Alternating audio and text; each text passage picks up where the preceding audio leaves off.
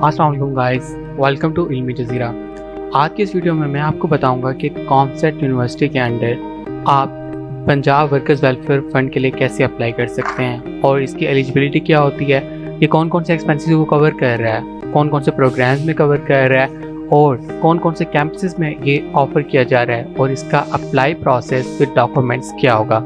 लेकिन before going to the video, मेरे channel को कीजिए सब्सक्राइब और लेटेस्ट अपडेट हासिल करने के लिए बेल आइकन को कीजिए प्रेस, वीडियो कीजिए लाइक और वीडियो कीजिए शेयर। तो चलते हैं वीडियो की तरफ। सबसे पहले मैं आपको ऐड दिखा देता हूँ जो ऐड रिसेंटली ही आई है, और ये ऐड आई है लाहौर कैंपस की, लेकिन ये प्रोग्राम सिर्फ लाहौर कैंपस में ऑफ़र नहीं किया जा रहा। किन किन में ऑफ़र किया जा रहा है ये इसके बारे में आपको अभी बताता हूँ, लेकिन मैं पहले आपको ये ऐड दिखाना चाहता हूँ। ये ऐड जो रिसेंटली आई है इसमें आलमोस्ट तो तमाम डिटेल दी गई हैं, वो सारी लाहौर कैंपस की प्रोग्राम्स, उसकी एलिजिबिलिटी, उसके डॉक्यूमेंट्स और सारे प्रोसेस की डिटेल दी गई है। इसकी एलिजिबिलिटी क्या होती है? इसकी एलिजिबिलिटी के लिए पहली चीज़ ये है कि जो फैक्ट्री का मुलाजिम है या कारकुन है, वो कारकुन या वर्कर की डेफिनीशन पर पूरा उतरता हो। उस वर्कर की, वो खुद वर्कर, उसकी बीवी, उसके बच्चे और उसकी बच्ची या उसकी बेटी इसके लिए अप्लाई कर सकते हैं, बशर्ते ये कि वर्कर की तारीफ़ पर पूरा उतरता हो। और वर्कर की तारीफ़ क्या होती है, उसके लिए उन्होंने कुछ डॉक्यूमेंट्स उसे कहे हुए हैं कि ये डॉक्यूमेंट उसके पास होने चाहिए जो उसे उसके अपनी फैक्ट्री की तरफ से मिले होंगे। लेकिन मैं अगर आपको आसान अल्फाज में बताऊँ तो अगर वर्कर के पास EOBI कार्ड है तो वो इस स्कॉलरशिप के लिए अहल है, और उसकी जो सर्विसेज है वो उसे 3 साल हो गए हैं अपनी उसी इंडस्ट्री में काम करते हुए, और ये इंडस्ट्री सिर्फ पंजाब की होनी चाहिए। पंजाब के अलावा प्रोविंसेस के वर्कर इसके लिए अहल नहीं होते। अब मैं अगर आपको बताता जाऊँ कि ये कौन कौन से एक्सपेंसेस कवर करती है, तो ये जो उनसे एक्सपेंसेस कवर करती है उसमें ये तमाम एक्सपेंसेस जो कि लेबर कोटा पे स्टूडेंट आते हैं उनके तमाम एक्सपेंसेस को कवर करती है, जिसमें उसकी ट्यूशन फ़ी, उसकी हॉस्टल फ़ी, उसकी ट्रांसपोर्टेशन के कॉस्ट भी शामिल होते हैं। और ये तमाम एक्सपेंसेस जो कवर किए जाते हैं ये हर प्रोग्राम के लिए कवर नहीं होते, ये सिर्फ और सिर्फ अंडर ग्रेजुएट के कवर होते हैं। उससे ऊपर के जितने भी प्रोग्राम होते हैं जिनमें MS और PhD के प्रोग्राम आ जाते हैं उनमें जस्ट ट्यूशन फ़ी कवर की जाती है, उनकी हॉस्टल फ़ी और ट्रांसपोर्टेशन फ़ी कवर नहीं होती, क्योंकि उनकी जो क्लासेस होती हैं वो रेगुलरली नहीं होती। उनकी वीक की क्लासेस होती हैं और वीक में भी उन्होंने किसी दिन ही उन्होंने आना होता है, इसलिए उनकी जो है ज़्यादा कॉस्ट होती है वो कवर नहीं की जाती, जस्ट उनकी ट्यूशन फ़ी ही कवर की जाती है। और ये जब आप इसके लिए शॉर्टलिस्ट हो जाते हैं लेबर कोटा के लिए, तो आपको initially 5000 rupees as a security deposit करवानी होती है, और उसके बाद ही आपका प्रोसेस आगे चलता होता है, और ये नॉन रिफंडेबल फ़ी होती है, ये आपको वापस नहीं की जाती।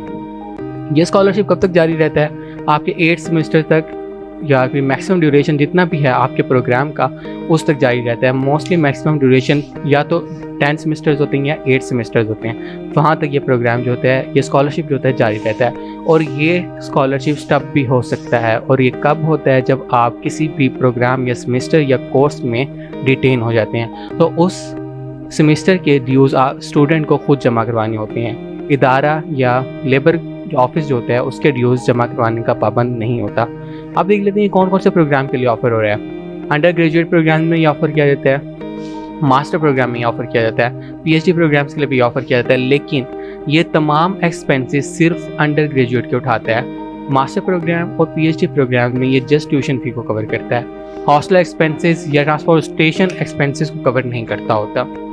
अगर हम देख लेते हैं ये कौन कौन से कैंपसेस में ऑफ़र कर रहा है, तो जो मैंने आपको ऐड दिखाई है ये बेसिकली लाहौर की ऐड है, तो यहाँ पे तो ये ऑफ़र कर रहा है। उसके अलावा ये अटक कैंपस में भी ऑफ़र कर रहा है, और अटक के बाद ये एबटाबाद कैंपस, इसके बारे में भी जो है मैंने इसकी साइट पे जाके चेक किया है, वहाँ पर भी वर्कर वेलफेयर का बोर्ड ये स्कॉलरशिप ऑफ़र कर रहा है। मैंने तसल्ली के लिए फिर एबटाबाद कैंपस में कॉल भी की, तो उन्होंने भी मुझे ये बताया कि हमारे स्टूडेंट को ये स्कॉलरशिप दिया जा रहा है, लेकिन उन्होंने मुझे मज़ीद डिटेल लेने के लिए वेलफेयर बोर्ड के ही ऑफिस जो कि लाहौर में और इस्लामाबाद में, उन्होंने मुझे वहाँ कॉल करने के लिए कहा। और जब मैंने उनको कॉल की तो इल्ला माशाल्लाह एज़ यूजुअल उनका नंबर ही अटेंड नहीं हुआ। और मैंने जब इनकी साइट पर जाके चेक किया जो इनका अप्लाई प्रोसेस है एबटाबाद का, तो यहाँ पे लेबर कोटा का कोई ऑप्शन नहीं आ रहा। तो मैंने अपनी तरफ से पूरी कोशिश की कि मैं इसके बारे में इंफॉर्मेशन निकाल सकूँ। मुझे एबटाबाद वालों ने तो यही कहा कि इसमें जो हम अपने स्टूडेंट को, ये हमारे स्टूडेंट को ये प्रोग्राम स्कॉलरशिप ऑफ़र होता है, लेकिन जब उन्होंने मज़ीद डिटेल का कहा तो वो मैं लेबर वालों से लेने में नाकाम रहा, क्योंकि उन्होंने मेरी कॉल अटेंड नहीं की, और इनकी साइट पर भी अब लेबर कोटा का कोई ऑप्शन नहीं आ रहा है। अब मैं आपको बताता चलूँ कि इसकी अप्लाई कैसे करनी है। अप्लाई के लिए सिंपल सा प्रोसेस है।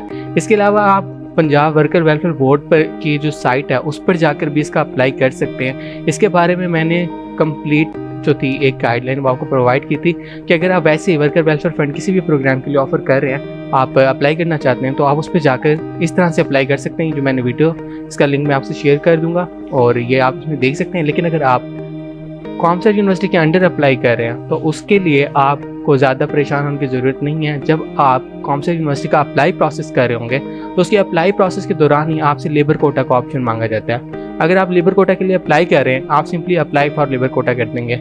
यहाँ आपको तमाम इन्फॉर्मेशन देनी होगी। ये जो ऑप्शन है लेबर कोटा का, ये एक तो अटक कैंपस में शो हो रहा है और दूसरा ये लाहौर कैंपस में जब आप अप्लाई करते हैं तो वहाँ पे शो हो रहा है। एबटाबाद कैंपस में की साइट पे जाके देखो तो वहाँ पे तो लिखा हुआ है, लेकिन जब उसके अप्लाई प्रोसेस करने के लिए आओ तो यहाँ पे लेबर कोटा का कोई ऑप्शन मेंशन नहीं है। लेकिन खैर अटक कैंपस और लाहौर कैंपस में तो ये ऑफर हो रहा है और आप यहाँ पे तमाम डिटेल देख के इसे नेक्स्ट मूव करेंगे और आगे जाकर अपना प्रोसेस कर लेंगे।